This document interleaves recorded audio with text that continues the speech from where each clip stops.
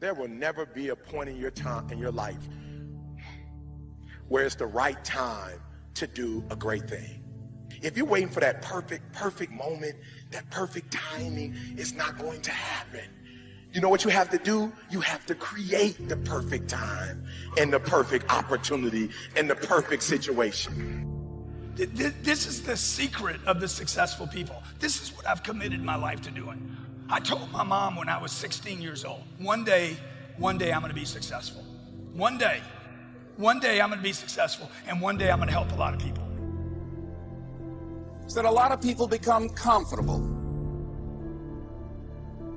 They stop growing, they stop wanting anything, they become satisfied. People getting ready to go to jobs that they don't like, jobs that are making them sick. You see, when you're not pursuing your goal, you are literally committing spiritual suicide. I think a man should have absolutely no interest in whether he's actually happy or not. If I wake up and I'm unhappy, I will do the exact same things as if I am happy. I will go to the gym the same. I will work the same. How I feel has no impact on how I live my life. I don't think happiness as an index is a healthy view for a man to have on life success. If you're waking up and going, oh, am I happy, am I not? You're looking at life wrong. I think of a man, if you put happiness if you move it down the scale, right? And you start looking at, am I successful? Am I competent? You know, am I achieving things? Am I respected? If you start to look at these indicators of your life, you're gonna end up being happier without actually analyzing if you're happy or not. When you have some goal out here that you're stretching for and reaching for that takes you out of your comfort zone, you'll find out some talents and abilities you have that you didn't know you have. When the messenger of misery visits you, what are you going to do? What will keep you in the game? Which has been destroyed in real time. They are trying to convince you that you should act how you feel. You should show more of your feelings. If you feel this way, you should show it. If you want to cry, cry. What I'm saying is the reason they're trying to bring out emotionality in you is because of exactly what Myron said. Most of the time you don't feel like doing the things you're supposed to do. But the true masculine frame throughout history was doing the things they didn't want to do, but they knew they had to do because they had honor and duties.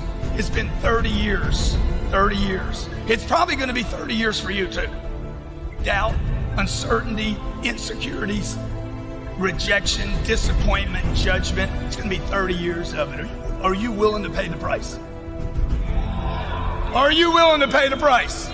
I've been married 15 years to Elena. Not one time has she ever said, you work too much. Not one time.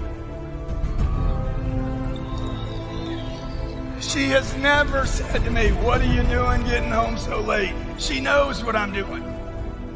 I'm closing deals. I'm taking care of my family. I'm trying to get to 10x levels. I'm the guy who keeps going. And if you're truly indefatigable in life and perspicacious, that's my favorite saying, the one I say all the time, unmatched perspicacity coupled with sheer indefatigability makes me a feared opponent in any realm of human endeavor, is absolutely and utterly true. If you pay attention to the things that are happening around you and you do not quit, you will be a dangerous opponent in any realm of human endeavor. It doesn't matter what you try and do. I'm a man who lives true to God and says what he means and means what he says, and I know the things I say are good for society and good for the world. I always say this, pay the price today so you can pay any price in the future. Pay the price now, okay? Pay the price. What reason can you remember that you can call on, that you can reach on, that can make you get back up? Find that reason. If you're not where you are, if you're not where you want to be, if you don't have what you want to have, if you're not where you think you should be at this particular place, it has nothing to do with the system, but it has everything to do with the fact that you're not making the sacrifice.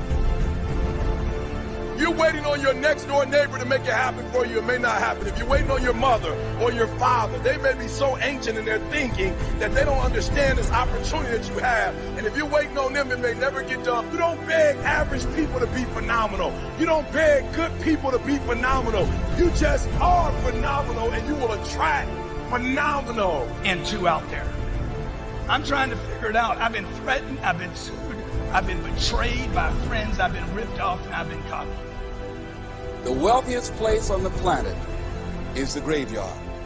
Because in the graveyard, we will find inventions that we never, ever were exposed to. Ideas, dreams that never became reality. Hopes and aspirations. that were never acted upon. If anybody thinks